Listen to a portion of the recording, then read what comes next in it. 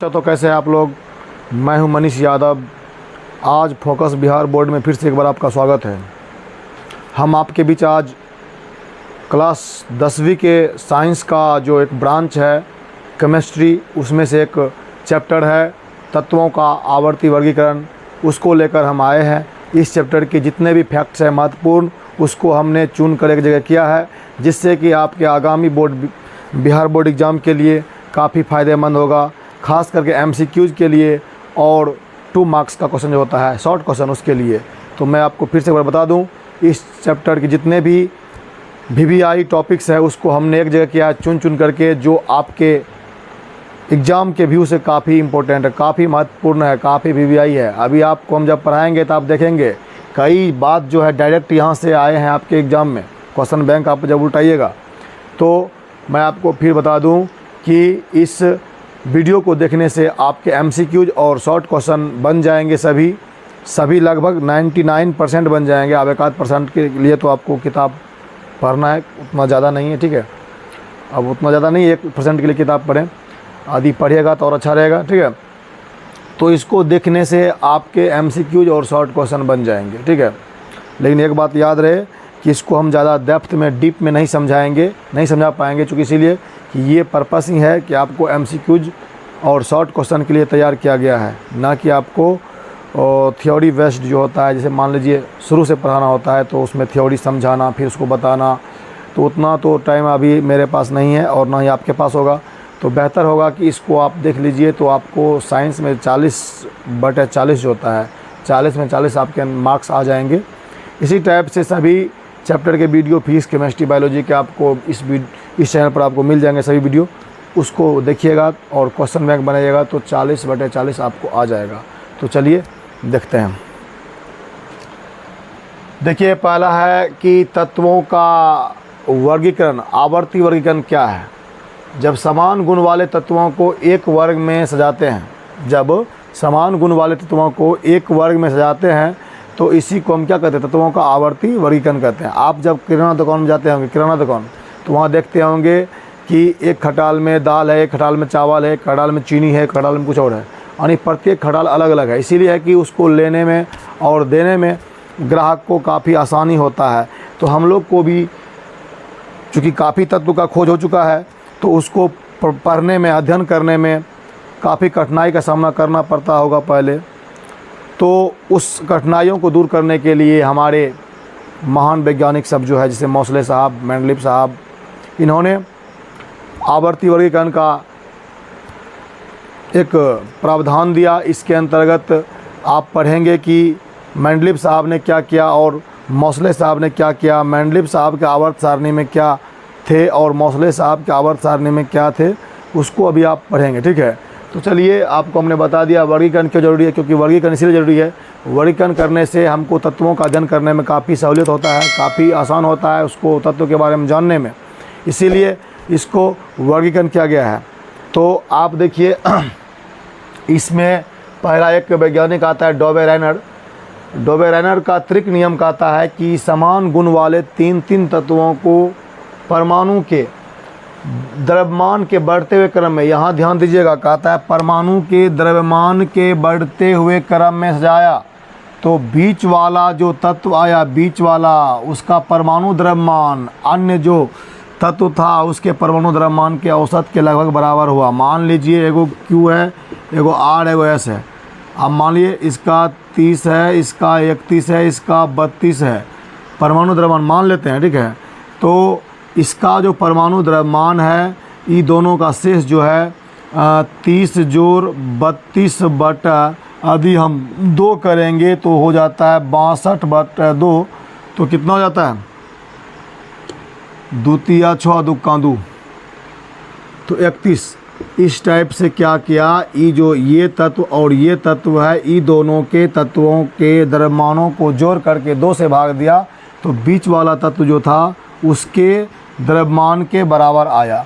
तो इसी को इन्होंने क्या कहा, डोबेरेनर का त्रिक कहा। चूँकि त्रिक इसलिए कहा चूँकि तीन तत्वों का समूह लिया और परमाणु के बढ़ते द्रव्यमान के क्रम में लिया, तो ये दोनों का जो औसत है द्रव्यमान का, बीच वाले जो तत्व होगा उसके द्रव्यमान के लगभग बराबर होगा। यही क्या है, डोबेरेनर का ट्रिक है, समझ गए। अब उसके बाद एक न्यूलैंड साहब आए, इसका अष्टक नियम कहता है। अष्टक नियम देखिए, आप संगीत पढ़े होंगे, संगीत में आप जानते होंगे सा रे गा मा पा धा नी सा। तो इसमें क्या कहता है, इसी सा रे गा मा पा धा नी सा पर इन्होंने एक नियम बनाया।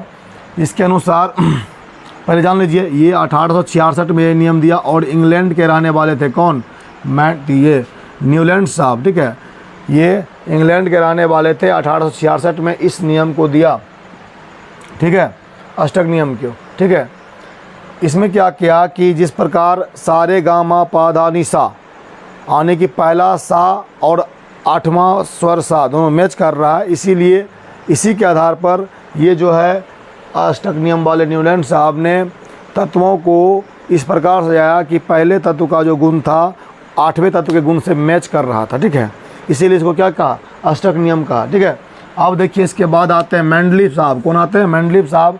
ये आवर्त नियम लेकर आते हैं और इसका आवर्त नियम जो है ना बच्चों, परमाणु द्रव्यमान के आवर्त फलन होते हैं, इसी के सिद्धांत पर ये नियम दिया, आवर्त नियम। ये काफ़ी वीवीआई है, कई बार पूछा गया है बोर्ड एग्जाम में, बोर्ड एग्जाम में काफ़ी बार पूछा गया बच्चों कि आवर्त सारणी जो है मेंडलीव साहब का किस पर आधारित है, तो तत्वों के परमाणु द्रव्यमान पर आधारित है। ये काफ़ी इम्पोर्टेंट है, फिर से आपको कह रहे हैं, क्वेश्चन आपसे पूछा जाता है बोर्ड एग्जाम में कि मेंडलीव साहब का जो आवर्त सारणी है किस पर आधारित है, तो तत्वों के परमाणु द्रव्यमान पर आधारित है बाबू, ये आप याद कीजिएगा।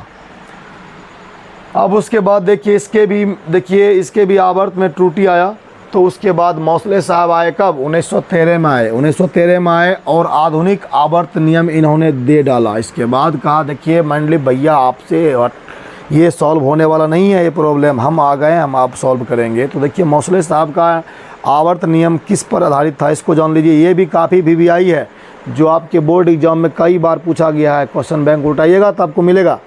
इसमें देखिए कहता है तत्वों के गुणधर्म उनकी परमाणु संख्या पर डिपेंड करता है, परमाणु संख्या का आवर्त फलन होता है। आप देखिए यहाँ मेंडलीव वाला में कहा परमाणु द्रव्यमान पर आधारित है, मौसले वाला में कहा परमाणु संख्या पर आधारित है। तो क्वेश्चन पूछ दिया जाएगा कि आधुनिक आवर्त सारणी यानी मौसले साहब की जो सारणी है किस पर आधारित है, तो तत्वों के परमाणु संख्या पर। ये भी यहाँ से 1 मार्क्स आपका बन गया, 1 मार्क्स आपका यहाँ से बन गया बच्चों, कई बार पूछा गया क्वेश्चन है, इसको आप देखिए और वहाँ क्वेश्चन बैंक में ट्रिक कीजिए।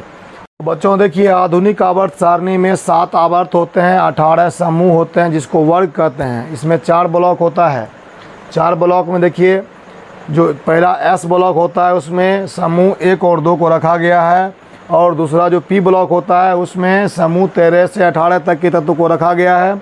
अगला देखिए समूह, इसमें जो डी ब्लॉक जो होता है उसमें समूह 3 से 12 तक के तत्वों को रखा गया है। अब इसके बाद देखिए आवर्त सारणी के नीचे इस तरह से आपका हॉरिजॉन्टल टाइप से रहता है, उसमें लेंथेनाइड और एक्टिनाइड्स को रखा गया है जिसको एफ ब्लॉक कहते हैं बच्चों। यहाँ तक आप समझ गए होंगे हमें लगता है। किसी कोष में इलेक्ट्रॉनों की अधिकतम संख्या 2n² होती है, जहाँ n बराबर कोष की संख्या होती है। n की मान क्या होगी, कोष की संख्या की मान होगी। और जान लीजिए सबसे बड़ी बात यह है कि अभी तक 114 तत्वों की खोज हो चुकी है, अभी तक 114 तत्वों की खोज हो चुकी है। और मेंडलीव के आवर्त सारणी में 8 समूह तथा 6 आवर्त होते हैं, समझ गए। अब देखिए किसी आवर्त में बाईं से दाईं जाने पर संयोजकता पहले 1 से 4 तक बढ़ती है, फिर धीरे धीरे शून्य हो जाती है घटते घटते। अब देखिए परमाणुओं का आकार घटता है, जब बाईं से दाईं की ओर जाएंगे तो परमाणुओं का आकार क्या होगा, घटेगा।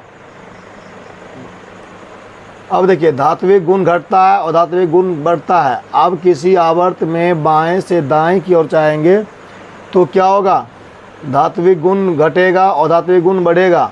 विद्युत धनात्मकता घटती है और विद्युत ऋणात्मकता बढ़ती है, किधर, बाएं से दाएं की ओर जाने पर, ठीक है। अगला देखिए धातुओं की रासायनिक क्रियाशीलता घटती है और धातुओं की बढ़ती है।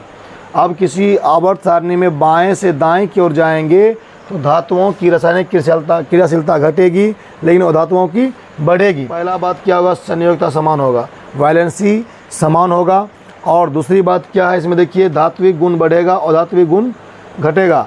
यदि ऊपर से नीचे आएंगे तो धात्विक गुण बढ़ेगा और धात्विक गुण घटेगा। लेकिन एक बात ध्यान दीजिए, परमाणुओं का आकार में वृद्धि होगा। परमाणु देख रहे हैं, ये इतना बड़ा है, इससे नीचे गए तो बढ़ गया, यहाँ बढ़ गया, यहाँ बढ़ गया, यानी कि नीचे आने पर परमाणु के आकार में साइज में वृद्धि होगा। अगला देखिए, विद्युत धनात्मकता बढ़ेगी और विद्युत ऋणात्मकता घटेगी। विद्युत धनात्मकता ऊपर से नीचे आने पर बढ़ेगी और ऋणात्मकता घटेगी। और धातुओं की रासायनिक क्रियाशीलता बढ़ती है। किसी वर्ग में ऊपर से नीचे आने पर धातुओं की रासायनिक क्रियाशीलता बढ़ती है और धातुओं की घटती है, और धातुओं की घटती है। तो बच्चों देखिए, इस वीडियो को देख लेने से आपके इस चैप्टर के सारे क्वेश्चन MCQ बन जाएंगे और शॉर्ट क्वेश्चन भी बन जाएंगे। तो आज हम केमिस्ट्री के लगभग सभी चैप्टर का MCQ वाले वीडियो आपके YouTube channel focus Bihar board पर डाल दिया है। आप उसको बार बार देखें और प्रश्न कोश जो है, क्वेश्चन बैंक, उससे प्रश्न का प्रैक्टिस करें और हो सके तो किताब पढ़ें, तो आपको काफ़ी फ़ायदा होगा आपके बोर्ड एग्ज़ाम 2025 में। ठीक है, तो आप इसको देखिए और हम आपके साइंस के प्रत्येक चैप्टर के वीडियो को आपके सामने लाएंगे। उसके बाद देखिए, हम फुल लेंथ वीडियो यानी कि फिजिक्स, केमिस्ट्री, बायोलॉजी को मिला करके VVI क्वेश्चन जो होगा MCQ, उसको भी लाएंगे आपके सामने।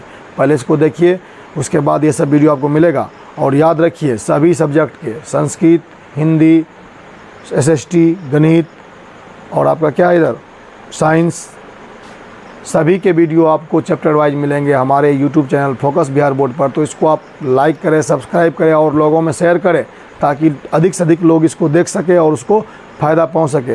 तो बच्चों, मिलते हैं नेक्स्ट डे आपके साथ। तो तब तक के लिए नमस्कार, धन्यवाद।